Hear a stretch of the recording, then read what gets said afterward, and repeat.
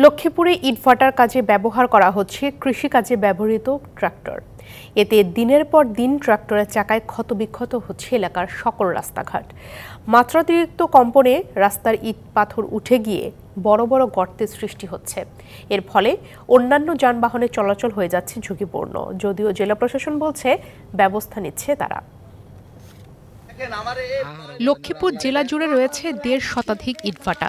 এসব ইটভাটায় ইট তৈরির কাঁচামাল, মাটি সংগ্রহ এবং উৎপাদিত ইট বিক্রির কাজে সস্তা পরিবহন হিসেবে ব্যবহৃত হচ্ছে অননুমোদিত ট্রাক্টর। কৃষিকাজে ব্যবহৃত ট্রাক্টর মাটি এবং ইট পরিবহনের জন্য রাস্তায় চলাচলের কারণে সৃষ্ট কম্পনে অল্প সময়ের মধ্যে কাঁচা রাস্তা এবং ইট বিছানো রাস্তা ধসে যায়। আবার পাকা রাস্তার পাথর উঠে বড় বড় গর্তের সৃষ্টি হয়। বৃষ্টি হলে এসব গর্ত মরণ ফাঁদে পরিণত হয়, ফলে প্রতিনিয়ত ঘটছে দুর্ঘটনা। রোড আমরা চলাফেরা করতে পারি না, ছেলেমেয়েরা স্কুলে যাইতে পারে না, মাদ্রাসা যাইতে পারে না। রোডের অবস্থা মানে খুব খারাপ, রোড গর্ত হয়ে যায়। ওয়ালটন ফ্রিজ কিনে অনেকের মতো আপনিও হয়ে যেতে পারেন মিলেনিয়াল সেরা পণ্যের সেরা অফার। এখানে ট্র্যাক্টরগুলো ব্যবহার করে, ট্র্যাক্টরের রাস্তা গাড়ি ক্ষতি করে এবং এখানে বহুত মানুষ অ্যাক্সিডেন্ট হচ্ছে। এগুলোর কারণে রাস্তার অনেক ক্ষতি হচ্ছে।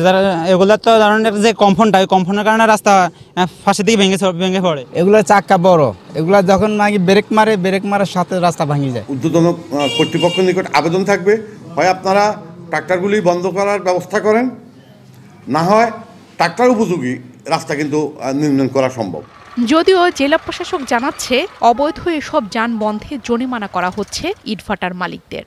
আমরা যেটা সামনে পাচ্ছি সেটা কিন্তু আমরা বন্ধ করে দিচ্ছি। আমার জনবল তো এত না যে আমরা সার্বক্ষণিক রাস্তায় দাঁড়িয়ে সেটা বন্ধ করব। তারা রাস্তা যে ক্ষতিটা করেছে জরিমানা দেয়া ছাড়াও তারা রাস্তা মেরামত করে দিবে।